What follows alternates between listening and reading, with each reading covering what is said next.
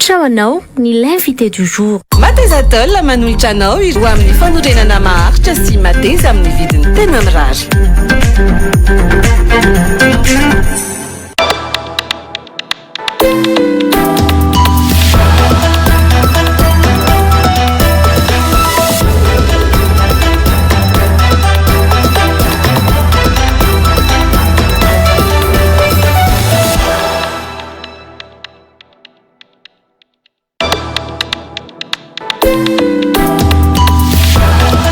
Plasy tovavy ankafaliana ray no iarabanantsika rehetra miaraka aminay to amin'ny Real TV Madagascar ho amin'ny tia alina ity ary tonga soa ato anatin'ny fandarana l'invité du jour. Araka ny efa nampafantaranantsika ovaintsika ho amin'ny ity alina ity sœur Fabiola Damoro izay filompanorona ny fiangonana kristianina miara-mivavaka na ny AFK MMM miarabanao indrindra tompoko ary misaotra anao nanaiky nasain'ny fandarana tany amin'ny taona 2024 tany tsika no niaraka farany teto amin'ny ity fandarana ity tena 2024 tafaverina somatsara izany indrindra ka de tonga soa indray miarabanao ihany koa tompoko. Ia de faly miarabanao ihany koa de miarabany voaka malagasy rehetra izay manaraka nity fahita lavitra ity amin'izao ora sy fotoana izao. Mankasitraka inina tompoko ny Real TV Madagascar ny Real 94 FM ny page Facebook ny Real TV Madagascar no anaratsika zao fandarana zao dia anovana kopatanana isika rehetrarehetra na eto Madagasikara na isika any ampitan-dranomasina afa akoatran'izay ihany koa dia manana ny radio feon'ny lanitra ihany koa ianao sœur Fabiola Damoro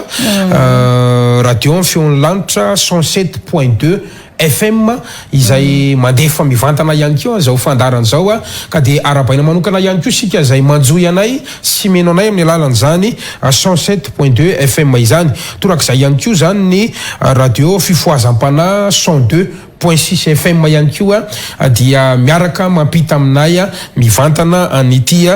fandarana ity ka dia arabaina manokana zany isika rehetra izay meno anay na amin'ny radio amin'ny feon'ny lanitra na amin'ny radio fifoazam-pana amin'ity alina ity. Sœur Fabiola Damoro misy fotoana moa ohatry ny atsony zareo hoe maman Damoro sa mama Damoro ao anatin'izay zavatra zay milohan'ny tena iresantsika aloha satria anisany hoe manam-baovao lehibe ihany koa aloha tenenina amin'ny malagasy anisany nanikenao an'izay fanasan'izay fa mba misy varomangatsika kely ihany mba tsara ihany mba antanina ka akoatran'izay de mba anao tsitratritra tsiaritra kely satria vompotra zany ny fahita lavitra de zao endrika ao zao ny hitan'ny olona any an-trano zavatra tazan'ny olona voalohany aloha de misy saina anankiroa eto misy saina malagasy asa saina israeliana ngamba na mifafantarako an'ity inona ny metodika an'io sœur Fabiola Damoro. Ia nentiko misy izy io satria misy antony lehibe za moa zany efa nandalo taminao teto ihany nisy fotoana zany nandalo niseho teto tamin'ny 17 volana jona 2024 vao iraka manokana tamin'ny raha tadidinao hoe nisehony anjely andro Pentecoste de vao iraka manokana nambara manokana ny makasika ny coronavirus ny feviny coronavirus teto amin'ny teto Madagasikara de taorinana iny izy iny de tanteraka zay lazaina de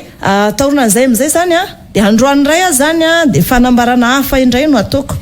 zany hoe mamela anay anao raha iteniteny zavatra somary lavalava makasika an'ireto saim-pirenena roa reto satria saim-pirenena gasy za gasy fa ny saim-pirenena israeliana no hoe inona ny fandraisako amin'io zany efa tsy mahalala ny mombamomba ny Israely tsy fantatro zareo tsy manana fandraisana amiko de tahaka an'izay zany de tsy maintsy anazava aminao lavalava kosa zany ao anatin'izay nefa ezahako afoezina ihany zany hoe androany zany de fanambarana fandray no ataoko zany hoe tamin'za 17 taona zany de nahita tao amin'ny baiboly tao amin'ny tantara voalohany toko faha 12 de amin'ny anjininy faharoa amin'ny 30 dia manambara zao teny zao zany tantara voalohany manambara amin'ny anaran'ny Sostompo no makina azy hoe toy zao ny vaky ny teny oray avy any amin'ny loasandrika ny gasy amen de mbola misy teny koa zany amin'ny Samuela faharoa ndray zany de ovakina toko 7 amby 20 Samuela faharoa toko fahatelo amby roapolo. Fanazavana momba le saina daholo io. Azavana momba ny sainy ty a satria tsy voavaliko sotro zao fotsiny izy a raha ohatra ka hoe hovaliko aminao fa sy maintsy misy zavatra namarina koa zany a mba ho fampianarana malagasy ihany koa hoe mahakasika ny firenentsika zany. Samuela faharoa zany toko fahatelo amby roapolo amin'ny anjiny fahatelopolo a de manambara mihitsy zany a toy izao ny famakina ny teny amin'ny anaran'i Jesosy Tompo amin'ny anjiny toko fahatelo amby roapolo mpanjaka Samuela faharoa ya Samuela le izy Samuela faharoa de toko fahatelo amby roapolo amin'ny anjiny fahatelopolo de manambara ihany koa zany hoe fakina amin'ny anaran'i Jesosy Tompo hoe Benaya Piratonita iday avy amin'ny loasandrikany gasy. Amen. Zany hoe rehefa nahita an'io zany fa 17 taonako de nieritreritra zany za hoe ay ve zany satria ny soramandry aloha aty de milaza hoe ny anaran'ny lehilahy maherin'i Davida. Izay nampanjakany Davida zany tamin'ny fanjakan'i Israely nametraka ny Davida teo amin'ny fanjakan'i Israely zany. De tsapako zany hoe ay ve misy miaramila gasy ihany koa nametraka ny Davida teo amin'ny fanjakany ilay voaositry Jehova sady olona araka ny fon'Andriamanitra. De tao anatin'izay zany no nieritreritra nandrany 17 taonako zay de nieritreritra an'izay zavatra zay hoe zany hoe tokony hanana anjara lova amin'ny vavaka ataon'ny Israeliana zany ny gasy tokony manana zony gasy ray amin'Andriamanitra ny Israeliana izay ataon'Andriamanitra amin'ny Israely amin'ny fiteny fikasana rehetra ny Abrahama, ny Isaka, ny Jakoba tokony manana anjara amin'izany ny gasy ka ato anatin'le Baiboly ka misy milaza an'le hoe miaramila gasy. Miaramila gasy le lazaiko teo ka. Le lazaiko teo averiko le izy teo. Averino kely hoe. Averiko kely izy teo ao amin'ny Samuela faharoa toko fahatelo amby roapolo de amin'ny anjiny fahatelopolo izy teo de amin'ny anjiny fahatelopolo de manambara hoe Benaya Piratonita iday avy any amin'ny loasandrikany gasy. Amen. Zany hoe avy amin'ny loasandrikany gasy nefa ny soramandry tsy de milaza hoe ny anaran'ny lehilahy maherin'i Davida. De ao amin'ny tantara indray ao amin'ny tantara faharoa indray zany toko fahareka ambin'ny folo amin'ny tantara faharoa toko fahareka ambin'ny folo toko fahareka ambin'ny folo za manko neny misy ny tora Baiboly nazavako an'le izy satria sara ihany koa zany fantany gasy rehetra izay zavatra zay. Toko fahareka ambin'ny folo amin'ny anjiny faharoa amin'ny telopolo dia mivako toy izao ihany koa zany amin'ny anaran'i Jesosy Tompo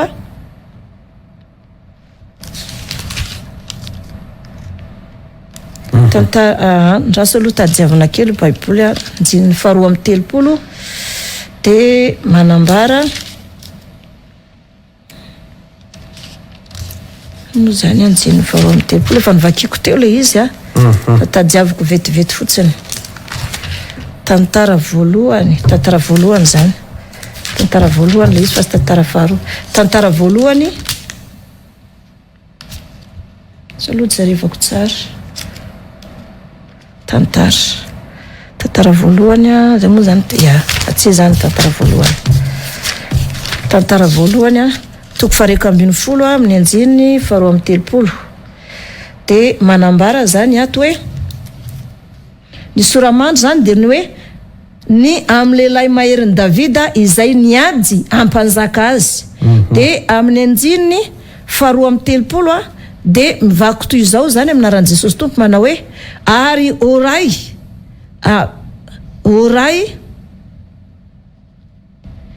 sy oray any amin'ny loasandrikany gasy. Amen. Zany hoe raha amin'ny tantara voalohany toko fahareka ambin'ny folo amin'ny anjiny faharoa amin'ny telopolo na amin'ny Samuela faharoa toko fahatelo amby roapolo anjiny fahatelopolo de milaza daholo fa milaza ny soramandry hoe ny amin'ny lehilahy maherin'i Davida niady ampanjaka azy. Zany hoe nisy miaramila gasy zany nametraka ny Davida teo amin'ny fanjakany tany amin'ny tany Israely. Misy loasandrikany gasy zany de misy tantarany gasy zany ato anatin'ny Baiboly tsy fa mbola mitrandraka anazy za. nandritra ny za 17 taona de efa nitondra-bavaka teo anatren'Andriamanitra hoe za Andriamanitra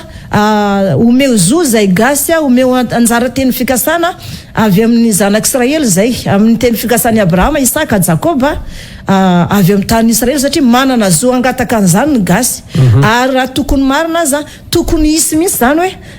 anjara fanjakana na de sombosombony aza amin'ny lany fifohazam-pana eto amin'ny tsy Madagasikara ty satria nisy rana gasy be de be very tany nampanjaka ny nampanjaka any Davida teo amin'ny fanjakany niady misy ampanjaka azy de nisy miaramila gasy tany zany tsy efa 100 taona ny maro talohan'i Jesosy Kristy mantsy zany tantarany Davidy zany ka na de zany aza na de zany azy Abrahama aza efa talohan'izany ela be Israely aza talohan'izany ela be fa mbola mitoetra foana le amazanak'Israely anazy hatramin'izao de nanomboka teo zany za de nanana fifandraisana tamin'Andriamanitra nanomboka teo za de nangataka mba hanana zo ivavaka hita ny tavan'Andriamanitra zany gasy hisy ny fohazam-panahy eto Madagasikara azo anjara lova amin'Andriamanitra ihany koa ho tonga zanak'Andriamanitra zany zany hoe mba tokony piravavy zany Madagasikara sy ny zanak'Israely zany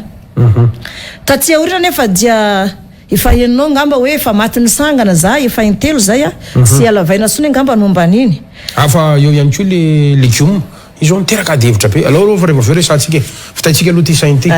reo aloha vitaina ny saina de efa vetraisika miditra am'izay de nataon'Andriamanitra nitondra fiangonana mihitsy za fa sy vita an'izay fotsiny de vita zay de mbola nandalo fizahany toetra ihany koa zany le efa netiko teto le fanazavana momba an'le hoe 12 milliards fa za tsy nanaiky fa mbola nijoro foana nanaiky an Jesosy Tompo hatramin'izao de tsy iny fotsiny nefa fa mbola nandeha ihany fotoana nanomboka teo zany de nanomboka nanana fifandraisana akaiky tamin'Andriamanitra za fomba fanaoko zany mivavaka sy mangataka amin'Andriamanitra ary maharitra ora maro zany zany fitombavaka toko zany no ny fandaniko fotoana miresaka amin'Andriamanitra maharitra de lasa mifanakaiky amin'ny Tompo zany za lasa mifanakaiky amin'ny Tompo de mahalala ny Tompo zany ohatrany hoe mihoatra ny alalako ny olona rehetra zany alalako an'izany hoe fiainako sy ny Tompo zany de mifampizarany ao am-ponay zay de izany zavatra zany efa mamelana izy Tompo zany fankalala hatramin'izay lalina indrindra de nahatonga anay ny fankalala hatramin'izay lalina indrindra zany tsy misy miafina amin'ny Tompo misy zany ny fiainako ny fietreretako ny momba rehetra zavatra rehetra misy amin'ny fiainako de fantatr'Andriamanitra na ny alehako rehetra any ka vao sy maintsy mitombo fahamasinana sy fahatahorana an'Andriamanitra zany za ao anatin'izay zavatra zay na sy aro sambatra za tao anatin'izany hoe miara-miaina amin'Andriamanitra mitoetra eo fanatrehan'Andriamanitra foana amin'izay alehako rehetra taty aoriana nefa de nisy anjely niresaka tamiko miresaka amiko matetika eo anjely io fa ny farany nefa de tena vaovao lehibe eto Madagasikara fa Jesosy Tompo mihitsy no niseho mivantana tamiko ary raha nivavaka rery tao amin'ny efitranoko satria za mampiasa fanovanjiro salany amin'ny Israely manao fanovanjiro 7 ao an-tranoko de manana tranolay fionana amin'Andriamanitra zay rehetra anaty baiboly io zany de efa nitanterako daholo satria mbola kely zay de efa nitezainy papanay tamin'ny fahamarinana de zao zany lazainy Tompo rehefa nifanatitava tamiko izy hitako tamin'ny lalany fahitana zany hoe mandeha any ianao izy de mankanesa amin'ny toerana iray izay asehoko anao dia manaova altara any maka ianao izy vato boribory na vato tsy ilaina vato tsy voapaiky avy any anaty rano mandeha dia manova altara fa za amindra ny zavatra masina rehetra avy aty amin'ny tanin'ny Israely afindrako amin'izany altara zany de tao anatin'izay zany de nanentana fiangonana de nanao fiangonana ngezabe zay de nanao an'io altara io de tamin'izany fotoana zany zay de teny Manjakandriana nanofa tobila manokana mbola vaovao de tany Manjakandriana naka le vato anaty rano reny de reny vato tsy voapaika le vato boribory anaty rano reny zany nalaina de reny zany nentinay tamin'ilay toerana zay voalazan'ny Tompo niseho mivantana tamin'izany fotoana zany de ohatrany zany le iresan'ny Tompo aminao tamin'ny alalany fahitana zany mivavaka zany za de tonga de ohatrany sy misy tafitrano zany ohatrany sisy trano fa tonga de izy zany tsy hoe manofy akory ianao tsy manofy za fa anatin'ny vavaka satria zany mavita vavaka adiny 12 isan'andro eo isan'andro san'andro adiny 12 tsy akato 5 ato zany vavaka foana zany zay zany tena fiainako za sady tsy mahandro tsy manasa ny akanjo koa tsy misy zavatra ataoko ankoatrany hoe mivavaka de mamaky baiboly.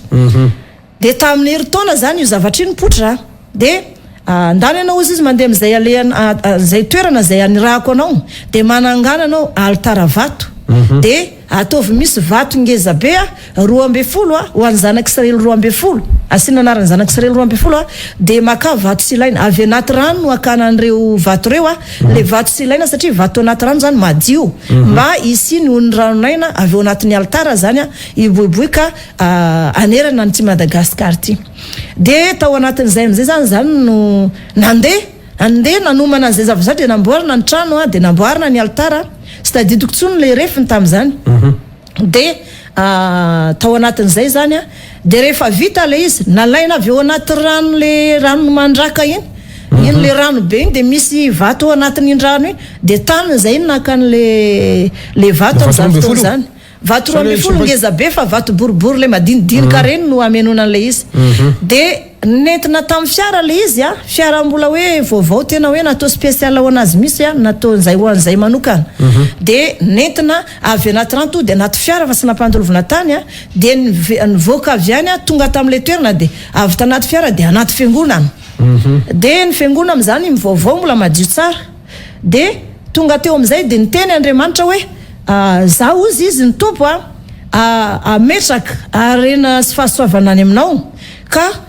ny Israeliana ozy am'izao be loatra ny vahiny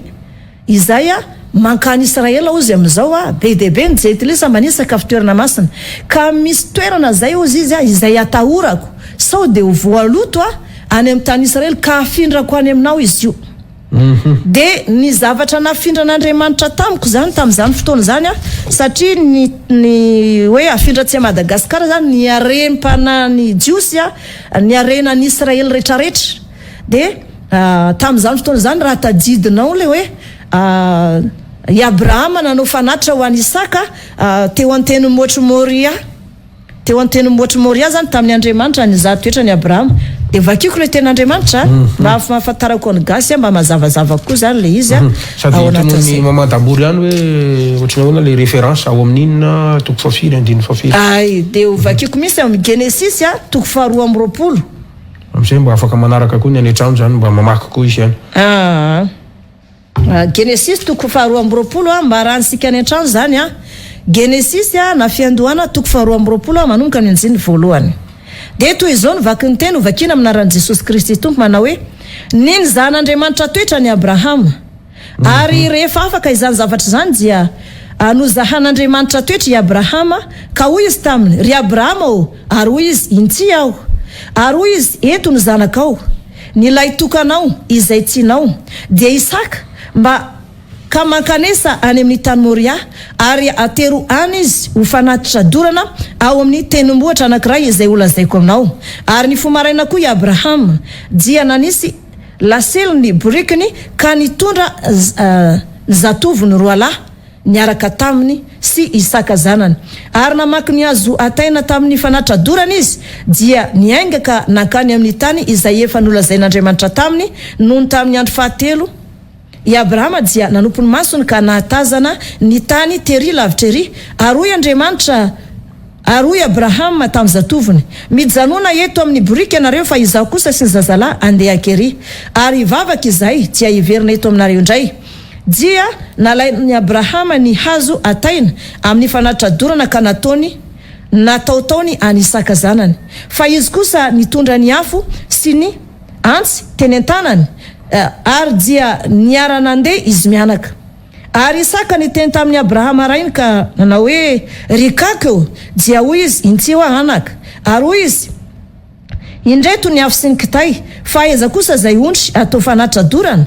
fa hoy Abrahama anaka Andriamanitra no ahita izay ondry atao fanatitra dorana dia niara-nandeha izy mianaka ary efa tonga teo amin'ny tany izay efa nolazain'Andriamanitra taminy izy dia nanorona ny altara teo i Abrahama ka nandahatra ny kitay dia namatotra ny Isaka zanany izy ka nametraka azy tambonin'ny altara teo ambony kitay ary Abrahama nanisitra ny tanany ka nandray ny antsy mba hamonoany zanany fa ny anso azy lay anjelon'i Jehova tany an-danitra ka nanao hoe ry Abrahama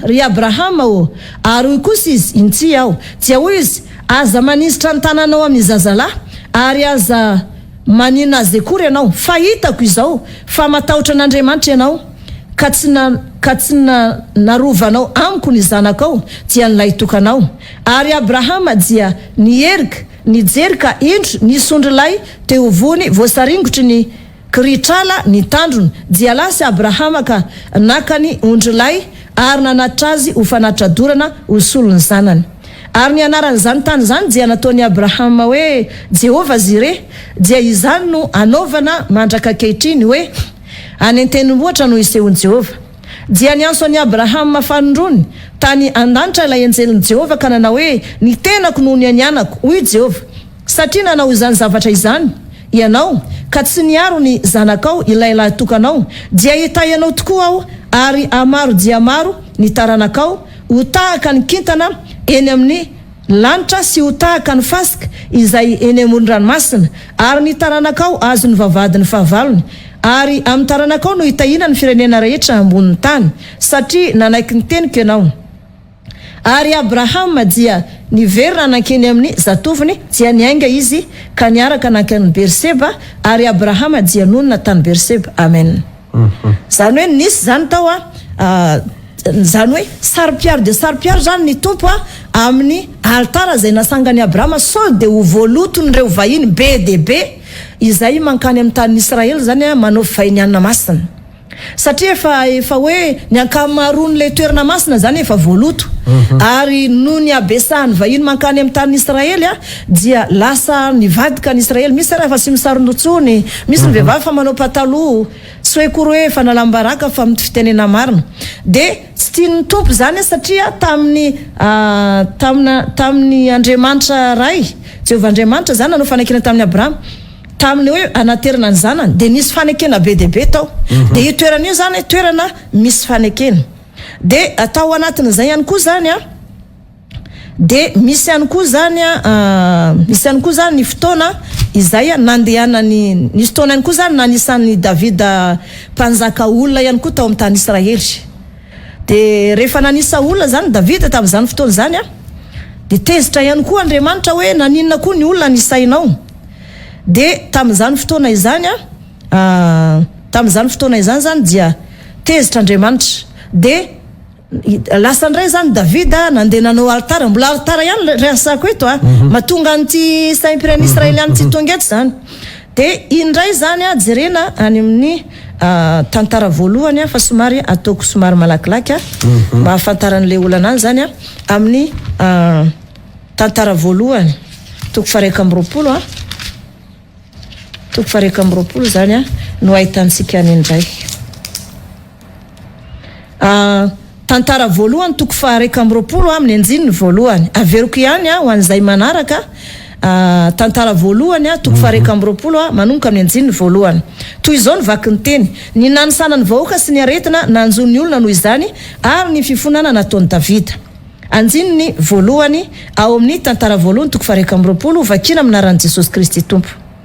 Ary Satana nisangana ampididoza tamin'ny Israely ka nanome sainan'i Davida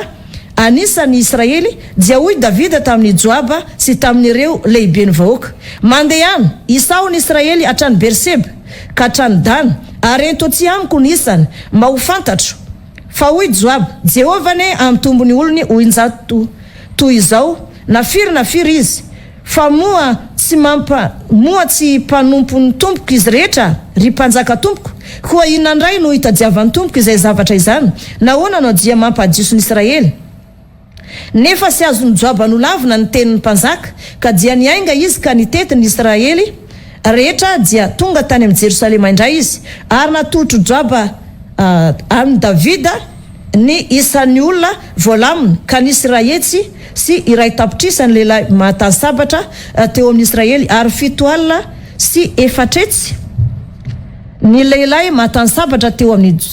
Joda ka ny Levi sy ny Benjamina tsy mba nalamina satria fahavetavetana tamin'ny Joaba ny tenin'ny mpanjaka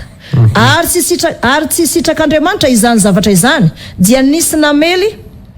ka dia namel'ny Israely izy ary hoy Davida tamin'Andriamanitra efa nanota indrindra aho tamin'izao nataoko zao koa ankehitriny mifona aminao aho esory ny heliko esory ny eloko ny mpanomponao fa efa nanao fahadalana lehibe tokoa aho ary hoy Jehova tamin'ny Gada pahitany Davida mandehana ka lazao amin'ny Davida hoe izao no lazainy Jehova zavatra telo no apetrako eto anoloanao koa fijio zay iray ataoko aminao ary Gada nankany amin'ny Davida dia nanao taminy hoe izao no lazainy Jehova mifidia mosary telo taona va sa fandringanana eo anolohan'ny fahavalonao telo volana raha tratrany sabatry ny fahavalonao ianao sa ny sabatry ny sa ny sabatry Jehova dia arety mandringana no amelo ny tany atelony ka ilay anjeliny Jehova andringana eran'ny tany Israely rehetra koa every tsara izay valo no entinao miverina any amin'izay oentiko miverina amin'izay nanirakay ary hoy Davida tamin'ny Gada indrisy poritra loatra aho nefa aleko azony tanany Jehova aleko azony tanany Jehova fa lehibe ny famindram-pony toy izay azon'izay tanan'olona dia nasiany Jehova arety mandringana ny Israely ka nahafatesa no fito alina izy ary Andriamanitra naniraka ny anjely ankany Jerosalema andrava azy ary raha ilay mbola nandrava iny izy dia niteny Jehova ka dia nijery Jehova ka nanenina ny amin'ny loza ka nanao tamin'ny ilay anjely nandrava azy hoe aoko zay atsaharo ny tananao ankehitriny ary ilay anjeliny Jehova dia nisangana teo anilany famoloany Araona Jebosita ary Davida ranompony masony ka nahita ilay anjeliny Jehova nisangana teo anelanelany tany sy ny lanitra sady ny tana sabatra voatsoka teny an-tanany izay natondrony namandrify any Jerosalema dia nyankoka Davida sy ny olon'ny Israely izay efa samy nitafy lamba fisaonana ary hoy Davida tamin'Andriamanitra sy izao va no nandidy anisany vahoaka izao no nanota sy nanao ratsy tokoa fa ireto ondry ireto kosa inona no mba nataony eny Jehova Andriamanitra mifona re aho ako anotananao amely ahy sy ny mpianakaviny raiko fa zany olona no asianao amin'ny arety mandringana ary Gada nasain'ilay anjely ary Gada nasain'ilay anjeliny Jehova ilaza amin'ny Davida mba hiakatra anangana altara ho an'i Jehova ao amin'ny famoloany Araona Jebosita koa dia niakatra Davida araka ny teny Gada zay nolazainy tamin'ny aran'i Jehova ary Araona nierika ka nahita ilay anjely ary ny zanany efa day izay teo aminy dia niery ary Araona dia nivelo vary tao amin'izay ary no tonga teo amin'ny Araona Davida dia nijery ary ka nahita ny Davida ary dia niala avy teo amin'ny famolona izy ka niankohoka tamin'ny tany teo anatrehan'i Davida ary hoy Davida tamin'ny Araona mba omeo ahy amin'izay tokombidiny ity famolona ity anorenako altara ho an'i Jehova omeo ahy izy mba itsaharany arety mandringana sy amelo ny vahoaka fa hoy Araona tamin'i Davida ento anao ary aoka ny mpanjaka tompoko anao izay sitrany indro omeko koa ny omby ho fanatitra dorana sy ny fivelezam-bazy ho kitay ary ny vary tritsika ho fanatitra hoanina foiko avokoa izy rehetra fa hoy Davida mpanjaka tamin'ny Araona tsia fa ho vidiko mihitsy arak'izay tokombidina fa tsy aka izay anao ho an'i Jehova ary tsy anatitra fanatitra dorana amin'izay azoko fotsiny dia nomeny Davida sekely volamena lanjany 900 Araona ho vidiny tany ary Davida nanorina altara teo ho an'i Jehova ka nanatitra fanatitra dorana sy ny fanatim-pihavanana dia nianso an'i Jehova izy ka novaliny tamin'ny afo avy tany an-danitra izay latsaka teo amin'ny altara fandoroana ny fanatitra dorana ary Jehova nandidy ilay anjely ka dia nampijiriny tamin'ny tramony sabany tamin'izany andro zany no ny hitany Davida fa novaliany Jehova teo amin'ny famolony Araona Jebosita izy dia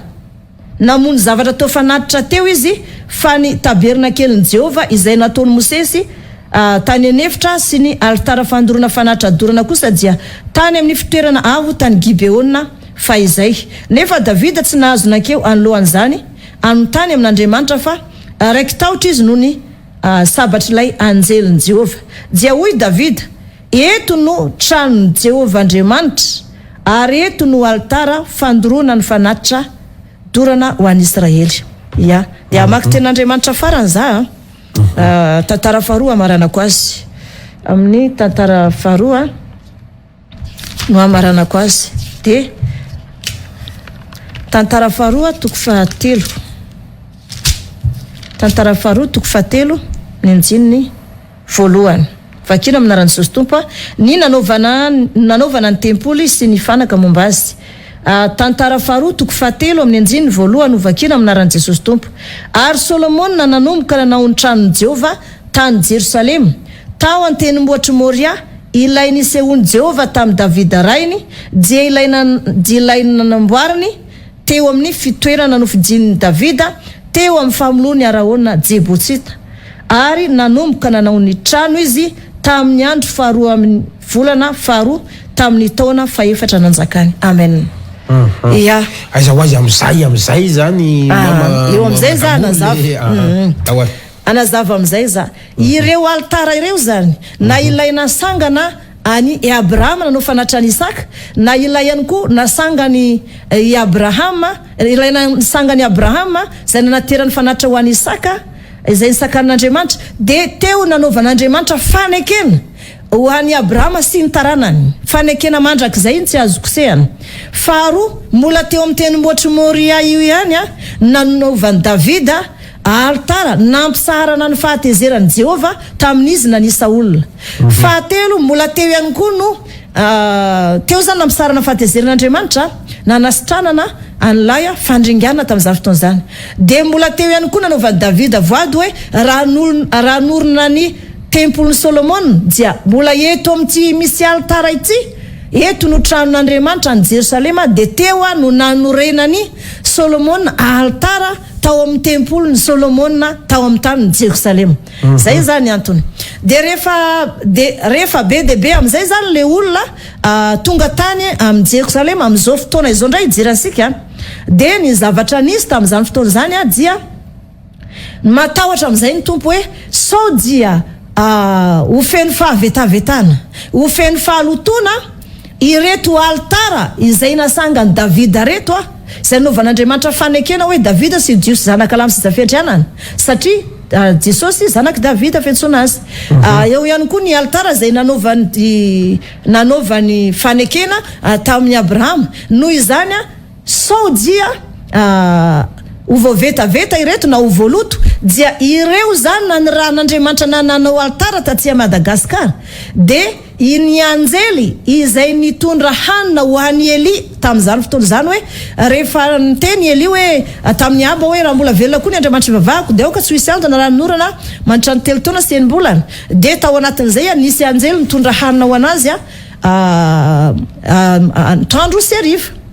De iny anjely indray zany ny ran'Andriamanitra naka vovotany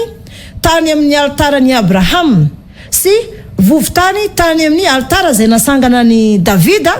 ilay teo amin'ny tendrombohitra ny Araona Jebosita. De teo ihany koa no nisy an'ilay altara zay nasangany Solomona tamin'ny tempolin'i Solomona. De mbola nisy ihany koa ny lay tany izay nisy ny rany Jesosy le niraraka tamin'ny lany voany, teo namaranana ny ra zay nilasaka taminy. Ireo tany efatra ireo zany lay tany tamin'ny altarany Abrahama, altara tamin'ny Davida nampisatra ny fahatezerin'Andriamanitra tany an-tendrombohitry Moria daholo reo Teo ihany koa nananganana ny tempolin'i Solomona sy ny altaran'i Solomona zany tamin'ny tempolin'i Solomona le hoe nalaza be. De aveo nalainy io nakambana tamin'ny rany Jesosy Kristy Tompo le toerana nisy azo fijaliana taloha. De nalaina zany reo tany reo de nataon'Andriamanitra nateriny anjely lay anjely naka mofo sy hena ho an'ny Eli taloha. De iny naka an'le tany 10 kilao isaky ny altara nalaina napetraka am'izany altara natsain'Andriamanitra namboariko zany eto Madagasikara any amin'ny faritry Vatomandry. Ahoana ninonao fa tena tany ka za misy nanao voyage astral tam'izany. Anao voyage astral zany hoe ny vatako ty no mipetraka tao an-trano. Fa ny fanako zany lasa niaraka tamin'ny anjely. De hitako mihitsy ny nakany anjely nazy teto le ity ozy izy le altarany Abrahama fa tsy hitan'ny Israely ty ary zavatra sy fantany avy ity de itsy le altarany Davida samy eo ny tenimboatra Moria daholy de eto ny tenimboatra ny Araona Jebosita de eto ihany koa ny nisy ny altarany Solomona sao de voavetaveta satria efa nangana sinagogany Satana zareo tsy ela ohatrany hoe anao tempoly fahatelo de matahotra Andriamanitra de eto ihany koa izy nisy ny azo fijalina Kristy de alaina reto tany reto de nentiny anjely 5 kilao fa samy manana ny fitaovana ampiasana azy fa tsy natambatra de natao anatin'io altara io zay misy vato avy anaty rano io de nirakofana Simon de narafitra Simon taty ivelany sady tsy azo tengena sisy nahita nahitany io tany io sampiaramiasa aminao nahitany io nahitany io ihany koa mpiara-miasa amiko ka enao avy nanao an'le voyage astral de lasa tonga de lasa réel tampoka ndray le tany zany tonga de lasa satria nentina le tany de tonga de nigado natao am-piangonana zay tonga de any am-piangonana de nasehiko ny mpiara-miasako hoe ireto le tany lalanay satria gaga zareo ahoana koa misy vovotany aty anatin'ny fiangonana de le mpiara-miasa tonga de nahitanao iny fa na iny fa rehefa voafoa maraina de nilaza tam'zareo satria izay tam'zany efa nanamasy tena 3 volana namboatra an'io de nandritra ny 2 volana zay teo amin'ny tapabolona teo ninona vary soso fotsiny satria sisanay mihinan-kena sisanay mizavatra fa mifady zavatra be deabe de vary soso ihany no anay arahana fifadiakanina indraindray de rehefa mihina de vary soso nanamasy tena de tany am'le toby nisy an'io altara io namboarina io zany izahay de nandeha zany vatako tsy matory de fa fantatro tamin'Andriamanitra melo le izy de teneniko tamin'ny namako androany alina hoa isenjely tonga eo de zao ny ataonay de natory za de le namako tsy natory fa ny andro anaty eo sady ny vavaka satria zareo fa matahotra anao hoe le za hoe le lazele le maty lava de sao de maty ndray de nandrasany teo de tonga za maraina de ozy nisy anjely niaraka tamiko naka an'le altarany Abrahama de tany an-tenimboatra Moria de naka an'le altarany Davida de naka an'le altara tao amin'ny tempoly Solomona taloha de tam'izany fotoana zany aza lalina be nakanan'le izy satria ay zany tempoly Solomona io volamena daholo ny fototra ny jorony io any ambany tsara misy io tam'le hitanao matsara tamin'nakale de hita teo daholo zany zavatra rehetra zao moa efa rindra fitomanina sisa fa amin'izy ao io mihitsy nankanesanay tany de hitako zao de hoe eto ndray nisy azo fijalinan'i Kristy de lasaka teo amin'ny lany voan'ny Kristy farany miaraka tamina rano iny fahamaranana ny rano de iny zany ozy izy no alaina de tehirizina aty amin'ny altara aty de hitanao ihany ko le de niteneniko ny namako hoe misy vovotany ao am-piangonanao io ataonsika ao anatin'le altara vato manodidina le vato 12 misy aminaran'ny zanak'Israely de natao manodidina de avy teo tao anatiny nisy vato kely fa vato anaty rano daholo reny vato tsy voapaiky de avy teo afovoany natao am'izay le vovotany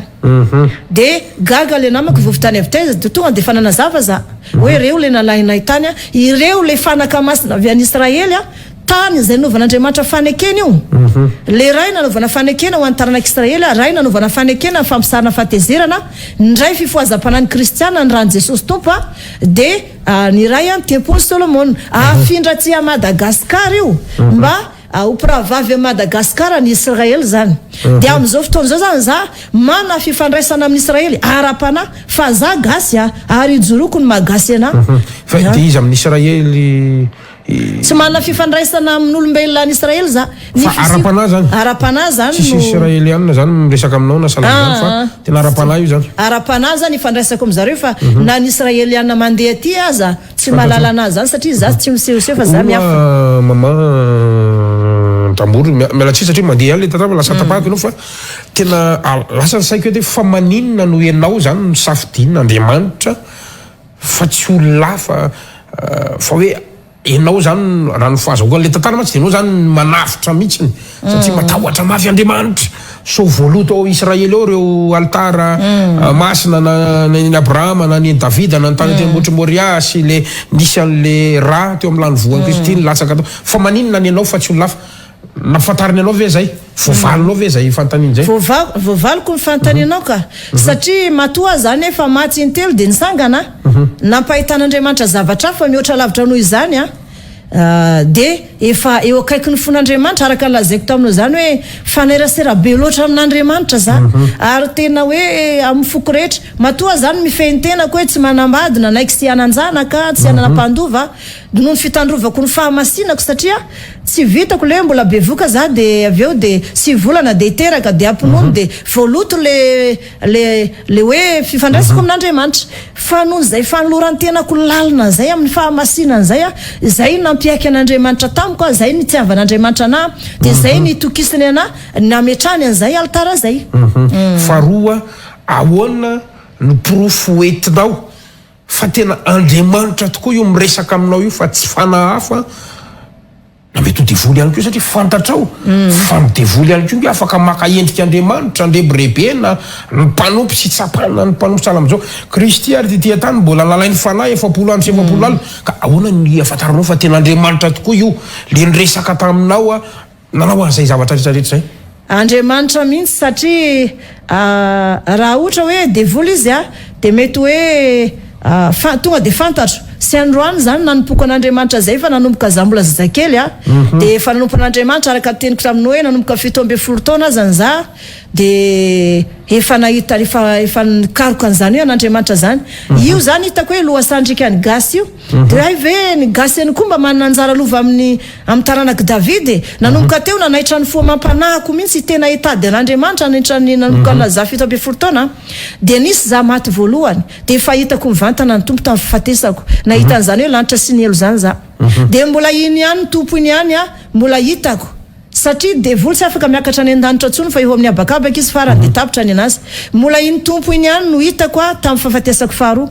mbola iny tompo iny ihany tsy niova tamin'ny fahafatesako fahatelo mbola iny tompo iny ihany no niseho tamiko tamile farany io tamile farany io de azoko aniko fa misy zany so de afaka teninao ohatrotry ny ahoana ny endriny zany de tahaka an'izao misy toerana malalaka be zany hoe miala veto aloha zany de tonga eo amin'ny lanitra manga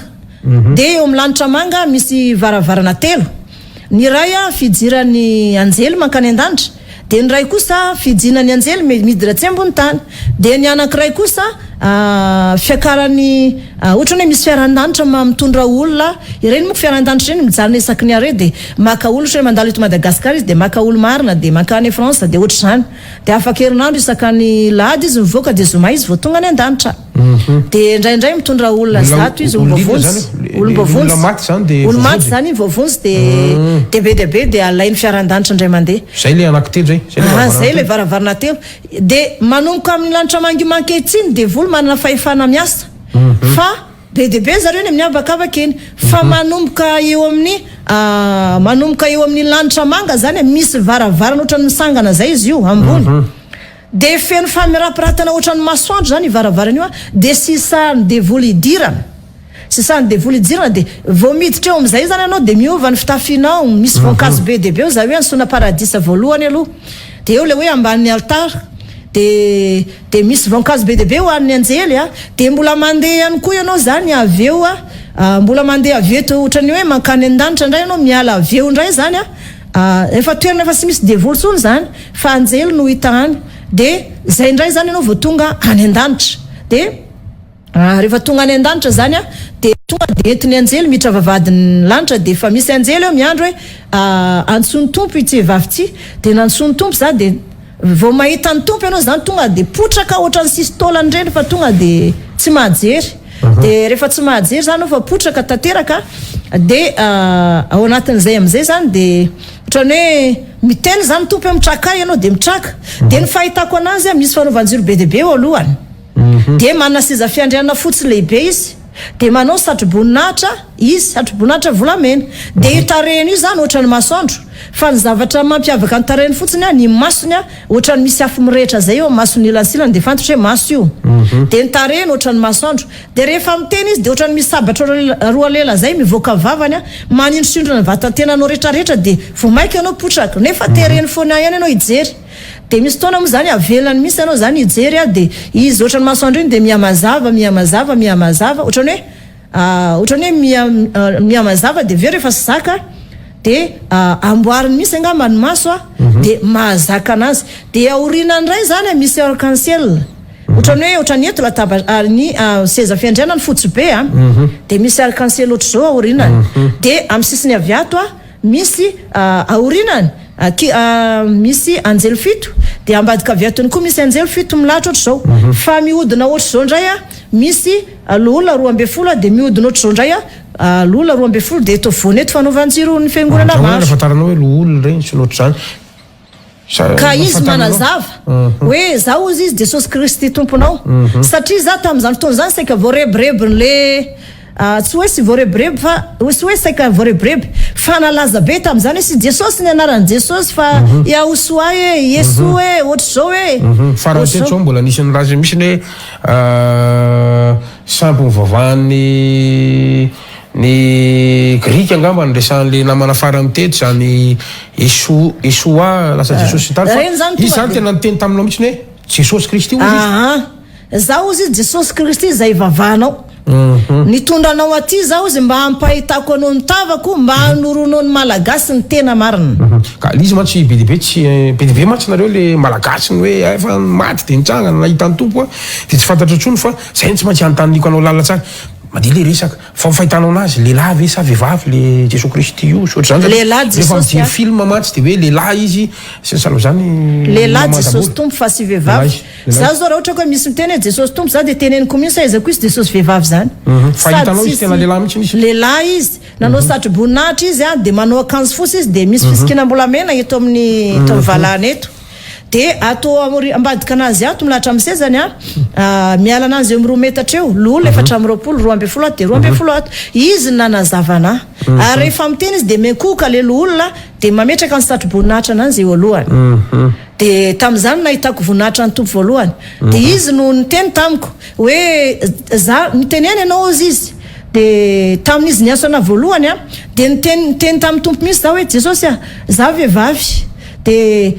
manana zokolaza so de izy no tendrenao tokony hitondra fiangonana fa so de tsy vitako zany zaho izy efa leo lehilahy satria am'le izy le lehilahy satria leo pasteur lehilahy izy zany aleo tenena ny marina satria fahamarina teneneto raha mbola tsy manambady zany le pasteur lehilahy de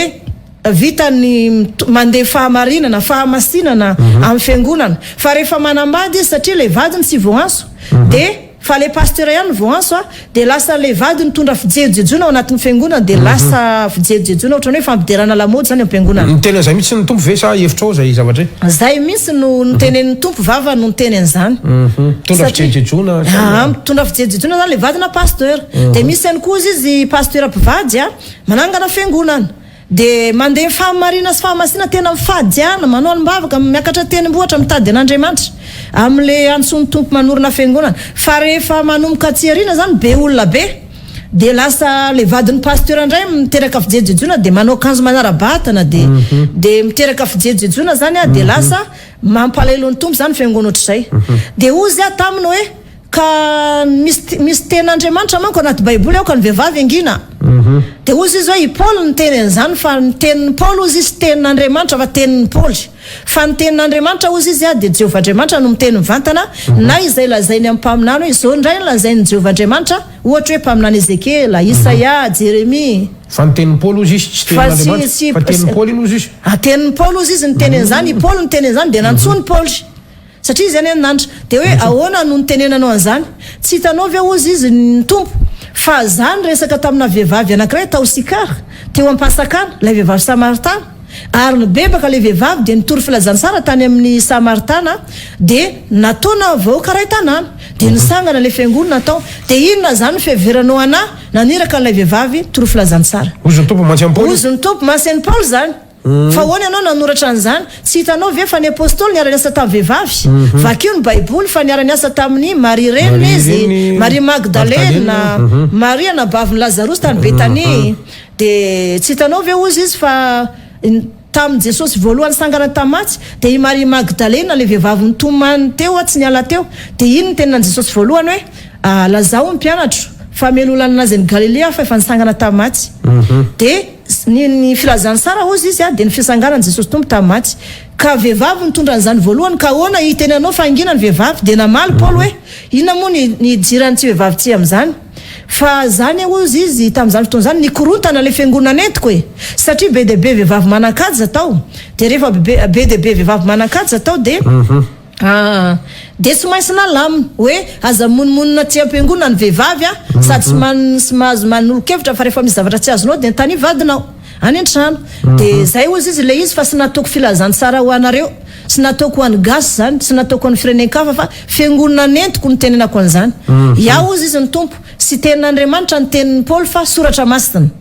hafa zany ny tenin'Andriamanitra zay voalaza amin'ny testamenta taloha sy izay voalaza ny vavan'ny tompo mivantana fa izay voalazan'ny Petera na Paoly na iza soratra masina zany zany testamenta taloha zany soratra masina ny testamenta vaovao no tenin'Andriamanitra testamenta taloha no tenin'Andriamanitra satria Jehovah Andriamanitra miteny Mosesy foana miteny Mpaminany Isaia Ezekela Jeremia ohatran'izany fa ny testamenta taloha testamenta vaovao no soratra masina nefa testamenta vaovao no tena miresaka ny fahatongavan'ny tompo teto an-tany fanatanterahana ny fahatongavan'ny tompo fa efa voalazany Isaia toko 7:10 hoe Jesosy zanak'Andriamanitra de ho avy de potehana de ho laviny olona izy de tanteraka iny zany avy teo mazava tsara mihitsy ny amadehibe ny fotoanatsika fa tsy maintsy alevalevako ihany aloha satria mbola misy alefa vao lehibe le fijoroany vavolombelo resantsika an'le lanitra sy ny elo fa farany sisa satria tamin'ny anao vahiko farany ary na ny ty saron-doha ny mamadambory ty tsy nisy an'io le kitana kely io fa no le zay fifandraisana amin'ny Israely ara-panahy zay zany nampatonga andrenisy reny zay mampatonga anao manao akanjo ohatr'izao zany mba ho fanajana le fahamasinana sy alana am'le fijejojona ataony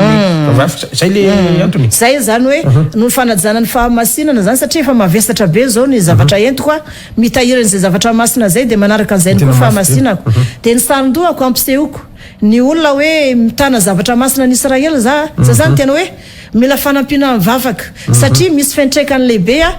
eto Madagasikara misy zany izay fahasoavana lehibe avy tany Israely tonga eto Madagasikara safidy mihitsy le loko hoe fotsy zao zany na Maseur Fabiolana ny farany ty aloha azonao valiana fa azonao tsy valiana ihany koa satria lasa miditra fiainana manokana kely ihany nefa mifandraiky am'le hoe famasinana resanao zany hoe Sœur Fabiola Mamadambory zany tena tsy nalalala mihitsy ny anao zany hatramina olombelona anao ve raha mba azonao valiana ia azoko valiny zany ka azoko valiny zany hoe tena 17 taona za de eny marina ihany aloha hoe sy nalalala fa ny zavatra nisy ihany koa zany tamin'izany fotoana zany za tamin'izany fotoana zany namboly rozy tsy mamboly voninkazo za de misy lehilahy jiosy foana tonga eo maka ny voninkazo keo de tao anatin'izay ny bedesiko am'izay izy anao kay zany manimba n'ity voninkazo lehilahy jiosy fa tsy hita zay nalehany de taty aorina am'izay zany tany amin'ny toerana zay misy faritra nisy ana de tamin'izany za 12 taona fa za 12 taona efa nisehoana anjely za 12 taona de efa nanamboatra fiangonana tamin'izany fa mbola tsy haiko mampivavaka de mbola nikatona ny antrany 2 taona teo de io fiangonana io zany navozin'Andriamanitra nisy ny le altara de teneniko am'izay le olona tamin'izany fotoana zany de zay alehako de misy an'io lehilahy foana de ay zany io lehilahy io atany zany hoe tsy tany ty zany afaka miforoporona izy de tonga de lasa olona izy de mandeha ny ambadikany izy de rava de io ny taizana hatramin'izany lehibe anazy zao de sy nalalala tsony zany za tao ankoatran'izay fa io manaraka ana ohatrany hoe karazana sécurité anazy zany ohatrany hoe voatokan'Andriamanitra misy tsy mitovy amin'ny olombelona rehetra tsy mitovy amin'ny olombelona mba hoe misy fitiavana eo amin'ny fiainana lehilahy sy vehivavy sotr'izany tsisy an'izany ka satria ohatrany hoe nitaizana ohatrany hoe raiko niteraka izy nanampy ny amin'ny fahalalana zavatra be deabe ara-panahy de tafarosy lalina tamin'ny ara-panahy sy ny vavaka za motsy mivoaka trano de tsy nanana fotoana ny tiavana olona misy zany za hatramin'izao tao an-trano mivavaka de mamaky baiboly hatramin'izao de za manana mpahandro manokana de ny anazy ny fahamasinako ohatrany hoe zavatra avijinandroany rahapiso ny voandrahoana rahapiso ny voandrahoana sasana anaty rano foana aloha de loma anaty rano de intelo sasana iny de rahapiso ny voandrahoana ka rehefa masiso de esorina fa zay foana ny trano ny fotoana mihinana ohatrany zavatra hoan'ny olona rehetra hoe mihinana hena sy mihinana hena zavatra fadinao fady kisoa fady kisoa za fady crevette za fady zava-padina rehetrarehetra zay voalazana baiboly za rehefa manorana koa ny andro de tsy mihinana anana za fa zavatra kely voamaina ny tena fihinako moa zay ihany koa ny olona fifadihan-kanina de tena hoe mihinana firy ny farany tena nandrasan'ny olona be satria tamin'ny fivahana nanao farany sœur Fabiola miteraka devitra be le hoe maty ianao de nitsabona tamin'ny légume de avao velona indray so de afaka valinao indray mbava kely fotsiny iny raha mety maty farany za efa nandrasana 3 andro efa nandrasam-paty efa nandeha ny fiarapaly efa nandrasan'ny fianakaviana 3 andro fa hoe tsy verina intsony de avy teo zany verina amin'izay ny fa 3 andro ariva 3 andro 3 alina zany de efa maimbo daholo ny vatako de nisy docteur Rissara zay avy any Ambatondrazaka mialatsiny aloha zara manao anarany de misy député zay roa zareo niaraka avy tany Moramanga de ity docteur Rissara ty zany avy any Ambatondrazaka ohatran'ny gouverneur izy eo amizao raha stadidiko tsony niana fa tam'izany any zay niona efa tonga tam'izany fotoan'izany tôbila avy tany amin'ny hôpitaly hitondrana fa ampitsirin'ny hôpitaly za fa reraka be de io lehilahy io no niteny hoe olona masina io zavatra avy amin'Andriamanitra matoy izy vela sitrak'Andriamanitra ny avelana azy zay entina amin'ny hôpitaly isody de tsy mety aminy sindrony sy ny sérum fa aleo zaho izy hikarakara anazy miaraka amin'ny namako izay mpisabo amin'ny alalan'ny légume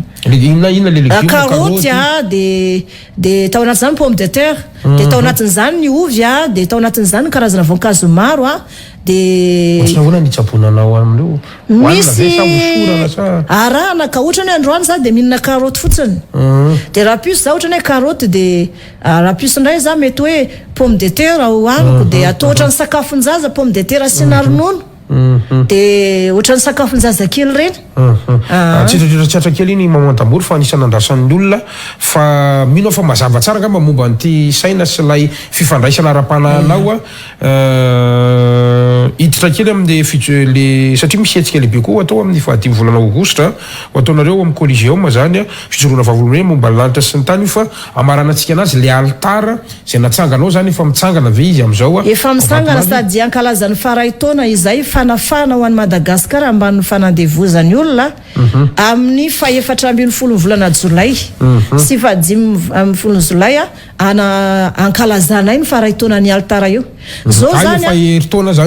efa heritaona izy io fa za zany nangina satria hoe tsy azo sehoseola zay ny afatra voalohany am'izao am'izay zany afaka ambarany gasy am'izay le zava-miafina de manomboka zao zany mpiravavy zany ara-pana ny gasy sy ny Israely zany amin'ny ara-pana zany dia mpiravavy izy zay no ampafantarana mihitsy zany de le altara io zany ohatry ny ahoana mitovy amin'ny altara fantatry ny olona any amin'ny fiangonana rehetra reny ve sa hafa mihitsy le mety endriny altara natao anaovana fampivavahana ve sa anaovana sorona masina sa anaovana tsy fantatro io altara io de sy atao ninona mihitsy sady ny fiangonana misy azy de idina raha sy efa hoe mahatonga afatra avy amin'Andriamanitra hoe sokafy io de diovy de zao ihany koa nanadiovana an'io koa mbola enjana be tonga ny afatr'Andriamanitra hoe rano voajanahary no anadiovana an'io de natao tamin'Andriamanitra hoe inona moa zany rano voajanahary zany anadiovana an'io satria be de be ny anjely mifandray amiko zany hoe efa tontolona ara-pana be de be zany za ihany koa moa mbola manana an'le tany taizana zay afaka mivadika olona manoro anahy ny zavatra be de be tokony ataoko de ozy hoe ny zao ozy izy ny atao ozy nisy anjely zany tonga de hoe zao no atao alay vozy izy zany ny coco zany hoe ny vidy body fosy zay ndeha ny sasana de nalaina ny coco de izy avy eny ambony iny de iny zany tatazana tamin'ny body fotsy tsy milasaka amin'ny tany tsy azo vela milasaka amin'ny tany satria le rano voajanahary iny zany hoe rano sy nataony olona de naka ranona coco zay teo 2.2 de le coco maintsomaintso le ngezabe reny ka manivoatra manko le toerana de ireny nentina tanatiny iny body fotsy iny satria iny mba matevina afaka hitantazana anazy de nentina tao am-piangonana de iny nanadiovana satria nasiana dalazy eo ambony de amin'ny satria izy efa mira de nasiana dalazy eo ambony de nanadiovana ny teo fa zany hoe misy simenitra ihany ka izany le izy simenitra tsy maninona zany tsy maninona satria fa misy fiarovana anazy eo ambony de iny am'izay ny am'izay satria fiarovana ananjy fotsiny natao fa tsy de hoe izy zany tsy azo anaovana sorona, tsy azo anaovana fanatitra, tsy azo anaovana ninninina mihitsy eo aminazy eo. Ny olona nefa tsy afaka mitsidika an'io, tsy afaka mijery an'io. Afaka misidika le olona dia afaka mijery fa tsy mahazo manao fanatitra ao. Fa efa misy toerana na metrahana ny olona hoe atreto ihany ianao fa ny vehivavy tratra ny fadimbolana ihany tsy mahazo miditra amin'ny fiangonana misy amin'ny altara. Fa 10 metatra an'le altara no ahafahan'olona miditra. 10 metatra miala ny altara ahafahan'olona miditra. Baiko n'Andriamanitra daholo zany fatamin'Andriamanitra daholo zany ao an-tsainao fotsiny no baiko daholo 10 metatra zany. Ny tonga fadimbolana tsy mahazo miditra satria maloto zany izy dia tsy mahazo miditra ao dia le olona avy namonjy faty maloto ihany koa tsy mahazo miditra ao. Zay zany tsy mahazo miditra ao fa azavaina fotsiny zay dia miditra toby ngezabe le izy tokotany malalaka be satria notahian'Andriamanitra za tahorinan'izay dia samy nividy tany nivarotan'olona mora daholo le tany manodidina teo satria le altara ao zany lasa misy anjely mivezivezy dia matahotra le olona dia nivarotra ny tany manodidina. Samby mpivavaka ao ihany moa zany dia nivarotra tany manodidina dia nifefena le izy feno voninkazo karazana voninkazo rehetra dia tsy manao kapa ny miditra ao. Tsy manao kapa ohatrany tamin'ny Jehovandriamanitra tamin'ny Mosesy hoe esory ny kapanao fa tany masiny ty janonanao ty totra izany ihany koa ny tenen'le commande miaramilan'i Jehova tamin'ny Joshua hoe esory ny kapanao mitongotra ao fa tany masina ity dia rehefa manisaka an'io tsy manao kapa. Ny olona rehetra ve afaka mijery an'izany sy mahita an'izany sa hoe tsy maintsy mipino ao amin'ny fivavahana zay tarihanao ihany. Ny olona rehetra misy amina toko-pivavahana hafa zany tiako tenena. Dia raisina satria matoa zay fa manambara eto. Izy io zany efa nafenina foana fa tonga ny afatr'Andriamanitra hoe ambara ao dia nambarako eto zany dia izy ho an'ny gasy rehetra satria mitondra fitoniana ho an'ny gasy izy io. Raha tokony ho isy aza ny grève na tokony ho isy raha mandrika dia tony ny gasy. Lasa hoe miasa zany io altara io dia mitondra fitoniana ho an'ny gasy, mitondra fahendrena ohatran'izany zany fisiany altara. Mazava tsara mihitsy averiko kely amintsika ny tokantrano satria misy mihaino ihany koa tsika amin'ny onjam-peo mantsy ny 14 sy ny 15 volana Jolay ho avy zao zany no ankalazanareo an'izay hoe faheritaonan'io altara masina ao Vatomandro ny misy an'io. Tsy ihany Vatomandro misy an'izy io amin'ilay toerana antsoina hoe Laka Est raha tadidinao hoe nisy filoham-pirenena mbola hazo tany hoe fambolen-kazo voalohany fa zareo lavitra be an'le toerana ville na mbola hazo fa izy aty anatin'ny tanàna mihitsy no misy an'le altara. Anina atao io le fankalazana ny faheritaona io. Aty Antananarivo ihany fa ny tena nasako olona zany dia satria tahorinan'io zany za dia mbola nentin'Andriamanitra ihany koa hoe ndao ianao hiverina tsy an-danitra dia jerevy zavatra tsy an-danitra dia soraty daholo ny zavatra rehetrarehetra dia tadidio ny lanitra sy ny elo dia mbola tany amin'ny elo ihany koa za dia mbola tany an-danitra dia ny ankamaroany olona maty tamin'ny coronavirus very ao amin'ny elo daholo nanomboka tamin'ny 2019 ka hatramin'ny 2023 zao dia very ao amin'ny elo daholo zany tsy hay ny dikany fa ny coronavirus zany antsoina hoe ny anaran'le retina hoe fianan-tsita dia tiako zany anambarana zany ampahibe maso amin'ny gasy hoe zao ny ataonao mba tsy toe tongavanao any amin'ny elo dia izay mitahiry kankana sy olitra dia manomboka eo indray zany izy io dia ranona foatra ny volcan reny ohatran-dranona volcan dia avy eo manomboka eo indray zany dia afo miredareda tena miredareda fa le olona ao satria fanahy dia tsy mety maty.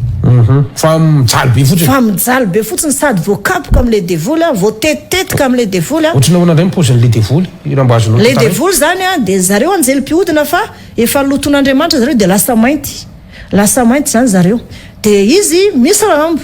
dia misy tandroka fa fahefanao ananzy zany arakaraka an'le hoe fahefanao ananzy zany tandroka ananzy fa sy zavatra hoe tena napetaka tsy hoe zavatra hoe naturel aminy mihitsy fa ohatrany hoe zavatra napetaka zany arakaraka an'le fiandrianan'le olona mba hoe manamboninahitra ao amin'ny satana dia misy rambo izy dia misy koa zany efa ny sisy rambo dia ao dia zareo zany mampijaly le olona vo avy saraina le olona ka milasaka ty ambany tonga dia samboly zareo dia tena ampijaly zareo ohatra fotsiny zao vehivavy dia jangajangany zareo misy 7 zareo mijangajanga aminy dia eo ambony latabatra dia avy eo misy menarana amin'izay miditra mifananan'le vehivavy dia voaka mivavany dia ohatran'izany daholo na ny vehivavy mpanalaza zaza tena mijaly be misy ankizy ihany koa le ankizy mijery dessin animé reny be dia be very eo amin'ny elo mety mieritreritra sika hoe zaza sy manantsiny de ampilalaovanao telefona de mijery zay amin'ny telefona na hoe dessin animé fa be deaibe mitokana misy mitoerany zazakely de le devoly zany tena misy de afo tena mirehitra zany izy io a de setroka miakatra andro manalina ka ianao ny entin'Andriamanitra nitsidika tany ve sa ahoana natokavagnao tany anjely no nitondrana tany anjely nitondrana tany tamin'ny ovina no nitsangano zay mbola nandeha tany ary zay tamin'ny alina satria zany le zavatra voka amin'ny coliseum amin'ny fahadimy amin'ny volana aogositra ity a fijoroana vavolombela lehibe no ataoko de mbola nijeren'io zavatra io zay a mba hanoratako le izy hoe inona ny saziny manala zaza inona ny saziny piran'izao tontolo zao inona ny saziny satria le manala zaza impito avoen'ny saziny olona manindro nantsy saziny ny olo manindro nantsy a tsy havany le ny vonony olona tsinotsino le ny vonony fa le olona manala zaza tao an-kibony misy tena zana noho ny sorony de ireo zany tadiavana vaolona ka misy vavaka lehibe zany a vavaka fibebana sy fijoroana vavolombelany amin'izay amin'ny fahadimy ny volana aogositra ho avy zao a efa miparitaka any moa zany ny afisy a de eto a efa manentana sady ary eto ihany koa za ho an'ny olona lina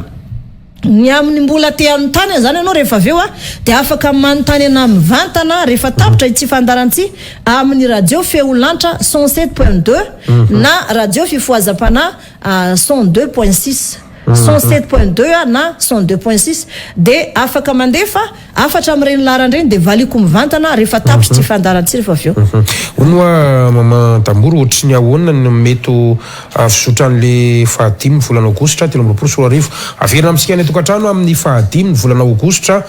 13 ao amin'ny coliseum eny Atsonjombe ny fijoroana vavolombelona lehibe oentiny mpaminany mama Tamboro sœur Fabiola iresany amin'ny olo resaka hoe lanitra sy ny elo io zany ka ohatrohatry ny ahoana ary ny fandaminany satria efa mamarana ny fandarantsika aza vao tsara mihitsy zany hoe raha te hanotrona ny olona de ohatry ny ahoana natao izavy no afaka makany zay mety ho tsara ho fantatra rehetra mihitsy ngamany ny olona saina de nivoaka malagasy rehetra tsy ankanavaka ny mpieno kristianina rehetra tsy ankanavaka na amin'ny fiangonana aiza na amin'ny fiangonana aiza de tsy misy fanavahana mihitsy fa afaka tonga daholo de raisina mpitiavana ia indrindra fa ny olona zay manana fianakaviana maty nanomboka tamin'ny 2019 ka hatramin'ny 2023 zao zany mba ho fantatra hoe inona ny jalony mahazo ny havanao any amin'ny elo any sy manana havana maty rehetra no makaty am 2023 taty zany io zany aloha alaiko amizao satria io no akaikikaiky de reo zany sambosamboroko alaiko ambafa de misy koa any an-danitra misy koa zany any an-danitra de niafatra ny olona ihany koa ny kristianina de hoe le batisa batistera zany tena nabesaka veriny kristianina tokony foanin'le pasteur zay manana anazy ihany koa fa leo zany batisa zany tanao le atao amin'ny piscine batisa batistera fa sy tokony atao amin'izay zany fa tokony atao amin'ny rano be tahaka nataony Jesosy atao amin'ny Jordan izay nataony John mpanao batisa azy atsika nefa neto tsy manana rano Jordan tsony mantsy rano Jordan sisy fa reny rano misy olona izy rano koba sotry zany tena fa reo le piscine rehetrarehetra tsy mety zany rano mandeha zany rano mandeha zany ilay antony satria iny entiny rano mandeha iny daholo ny fahotany olona izy ny teny anao zay hoe zay mety fa piscine zay zany no ny tenen'i Jesosy tamiko de mbola namafisiko tamin'le olona amin'ny elo rehetrarehetra be de be reto de hoe inona naverinareo satria be de be kristianany any hoe kristianina ankamarony zany any daholo de ihany koa zany nanontaniako zareo de hoe vita batisa izay tokony vovony satria zay zany le hoe lalana mankany amin'ny famonjena kanefa batistera ozy izy tao anaty piscine nanaovana ny batisa anay tsy nekeny tompo mihitsy ny le anjely teo amin'ny fitsarana fa satria zany raha ohatra hoe za zao sanatria minaparaky de ianao mety hoe foka sigara sanatria fanoharana zany de misy olona ndray sy mijangajanga de nefa ny bebako anaovako batisa le finanam-parako ny mihitsy ny alako de aveo nefa ny anaty piscine ao tsy mandeha le rano de lasa le foana sigaranao mifindra tsy amiko de le parako ndray mifindrany aminao de le mijangajangany mitambatra amintsika de vao maika mitondra loza zany no hoe adio de tsy mety zany le izy fa tokony any amin'ny renirano foana zany manao batisa ka ninareo zao anao am'le fiangonana zay tantananao zao manao an'izay am'le mihitsy manao amin'ireny rano misy zay ka any Kororosy zay no mandeha any Kororosy ay de ny rano mandeha iny zany de toizatsika an'le collégium de ohatriny ahoana firme manomboka firme sokatra mivavady misy takila alaina ve isy fampisehoana ihany koa ve zay mety tsara ho fantatra rehetra mihitsy ne ao zany de tena hoe vavaka mihitsy ny atao ao fotoam-bavaka mihitsy ny atao ao fotoam-bavaka amin'ny fahamasinana de tsy hanavanan'olona mety tsy manana fitafotra anazy zao ianao de mety manamelo tena hoe za tsy andehany fa tsy manana fitafotra zao iento foana zay fitafianananao fa ny sofinao no entinao mandre an'le izy de ento foana zay fitafianananao de anasana ny olona rehetra manera Madagasikara ny gasy rehetra no asaina ieno an'le fijonavim-belona lanitra sy ny helo ary ambaran'izy ireo makasika an'izay ny afatry ny olona any an-danitra rehetra ny sy ny olona any amin'ny elo rehetra misy ihany koa mety afatra entiny neny lava vadiny Daoda zao ny fampiresako tamin'ny afako maly hoe inona no nentiny anjely tao za satria hoe fanavotana ny gasy ara-panahy no atao de hoe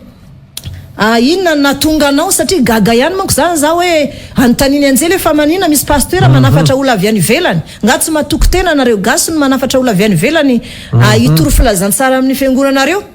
nefa hitako ny fiangonan-dehibe to tsy manao an'izany fa aty amin'ny fiangonana anay zandriny zany manao an'le izy za zany tsy resy lahatra amin'izany tsy haiko hoe diso ve za fa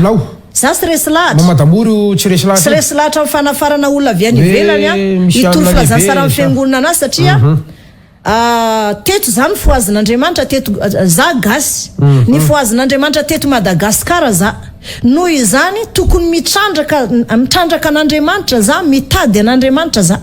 de mahita an'Andriamanitra fa tsy voatery hoe rehefa matimaty ny foazam-panao anatin'ny fiangonako de tokony foaziko amin'ny alalany alim-bavaka ny tenivohitra sy ny fadikana fa tsy ny olona avy any ivelany no afarako de iny mitoro filazara amin'ny fiangonako nefa tsy haiko aby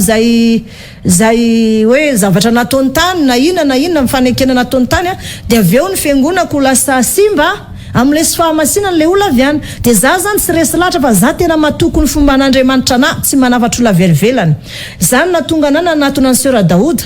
hoe nentiny anjely za hoe satria hevitra avy amin'ny anjely daholo sy zavatra hita maso hita proof fa navotana ara-panahy gasy amin'ny collégium amin'ny fahadimy ny volana aogositra ho avy zao io de nanontanyko anazy hoe tamin'ny ovina nareo tonga tany Madagasikara nisy nanafatra avy nareo sa ino de hoy izy hoe avy nitoro filazara tany Uganda za hozy izy de tonga tao Madagasikara tamin'ny 16 mai 1961 de andeha hiala sasatra hozy izy ny antondenay de ny fahadiana reka amin'ny roapolo andro zay tany Ambatondrazaka tonga ny afatra Andriamanitra hozy izy hoe mitorina re filazantsara fa misy didy sy lalàna tsiko apetraka eto Madagasikara satria hozy izy ny gasy tsy haiko hoe telo taona zahoana fahalevantena ny teneny tamiko tam'izany de nanombonomboka hoe niala tamin'ny fahamarina sy ny fahamasinana ohatran'izay de ramerina ny gasy am'izay fahamasinana zay hozy izy de taloha izy niditra ny fiangonanay tsy manao zipo fohy zany fa zipo lava de rehefa misy dakany kely iny ohatrany hoe mitataka kely de zairina eo ananiny eo misy eo ambavady eo misaron-do foana amin'ny andavanandro tena feno fahamasinana zany le fiangonana nentin'ny sœur Daoda de tsiko fantatra fotsiny hoe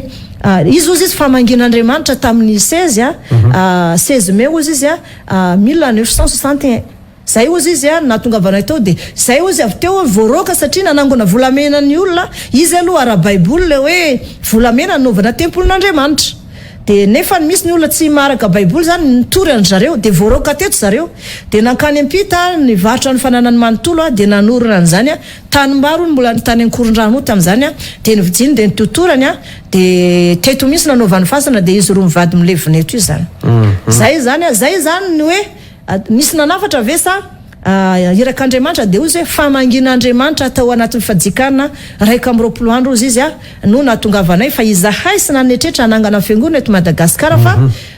ny tanjonay ozy izy anao vacances hiala sasatra kanefa ozy tao anaty fialan sasatra zay ny fahadiana raika amin'ny roapolo andro sy raika amin'ny roapolo alina de tao anatin'izay ozy izy no natongava ny afatra Andriamanitra de lasa nitoro filazara zay de nahazo olona be de be de io lasa fiangonana io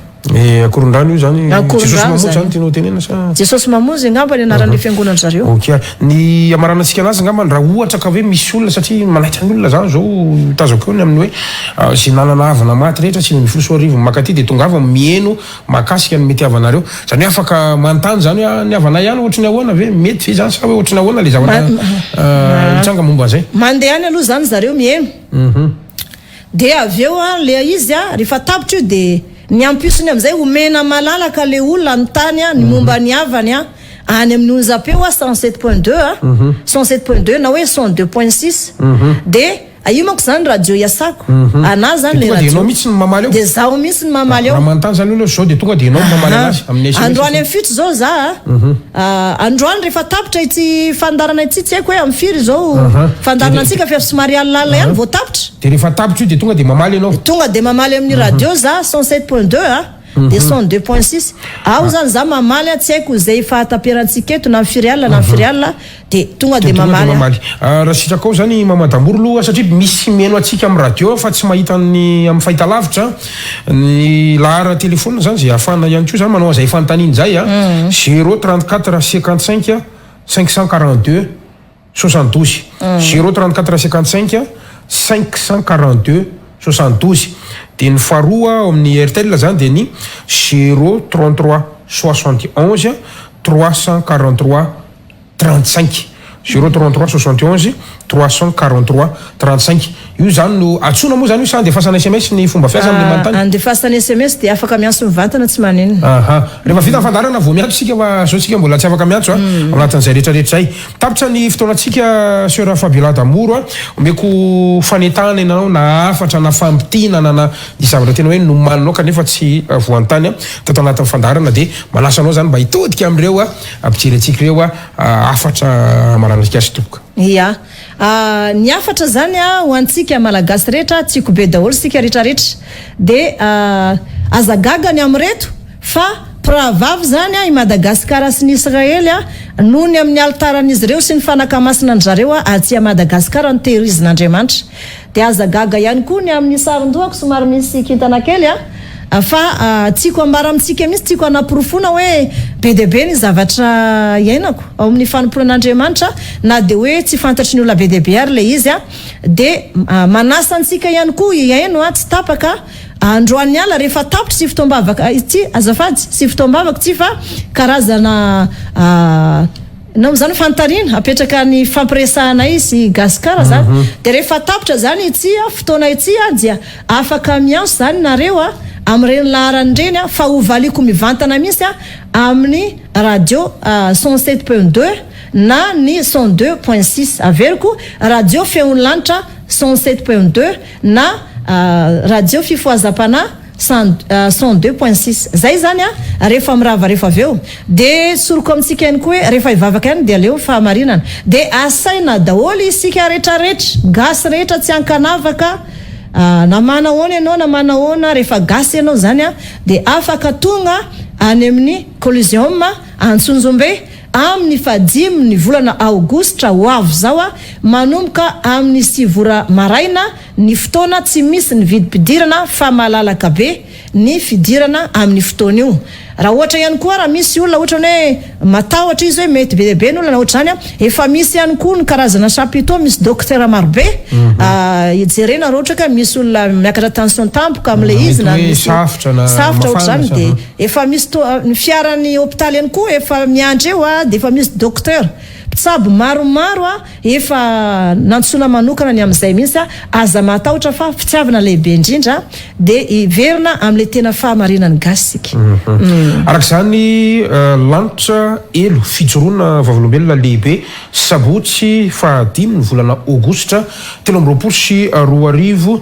anomboka amin'ny sivora maraina ao amin'ny Coliseum Antsonjombe ny fotoanantsika zany miaraka amin'ny mpaminany Mamadamoro sœur Fabiola ary azontsika atao ihany koa manaraka tsy tapaka ny radio feon'ny lanitra 107.2 FM sy ny radio fifoazapana 102.6 FM zany arahanao tsy tapaka io any amin'ny fandaminana rehetra sy fampafatana rehetra momba an'izay etsika lehibe amin'ny fahadimy ny volana aogositra atao etsy amin'ny Coliseum Antsonjombe izay marana ny fandarantsika ho anao zay mihaino zany amin'ny 107.2 FM sy ny 102.6 FM ho amin'ny ity ala ity dia afaka miantso avy hatrany ianao ao arinany izao fandarana zao na ihany koa mandefa someso fa amaly avy hatrany ianao zany i sœur Fabiola misy fantanina na misy zavatra tsy azoazonao kely tamin'ny fandarantsika teo misy fanampifanazavana mbola ilainao dia azonao atao zany miantso avy hatrany averiko farany ny larana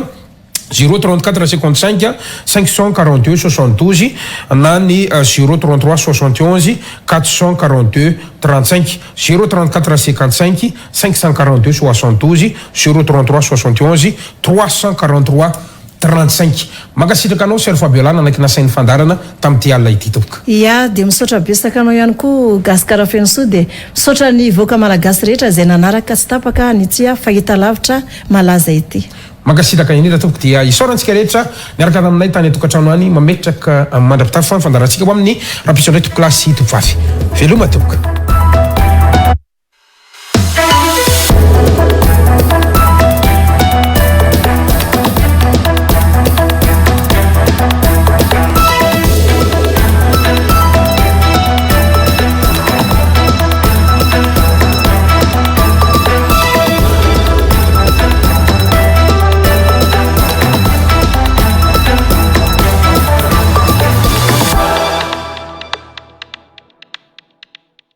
Matezatol manolotra anao ho amin'ny fanorenana maharitra sy mateza amin'ny vidiny tena mirary.